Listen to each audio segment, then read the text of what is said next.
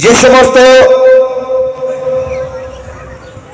মানুষজন এখানে বেড়াতে এসেছেন প্রত্যেককে অনুরোধ করা হচ্ছে, আপনারা দয়া করে কেউ নদীতে পিকনিক করবেন না বা নদীতে কেউ নামবেন না।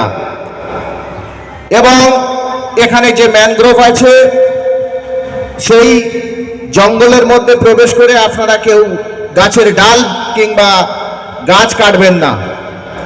তাহলে প্রশাসনের পক্ষ থেকে আপনাদের অনুরোধ করা হচ্ছে, যদি কোনো ব্যক্তি জঙ্গলে নেমে গাছের ডাল কিংবা গাছ কাটেন তাহলে তাদের বিরুদ্ধে কড়া পদক্ষেপ নিতে বাধ্য থাকিব।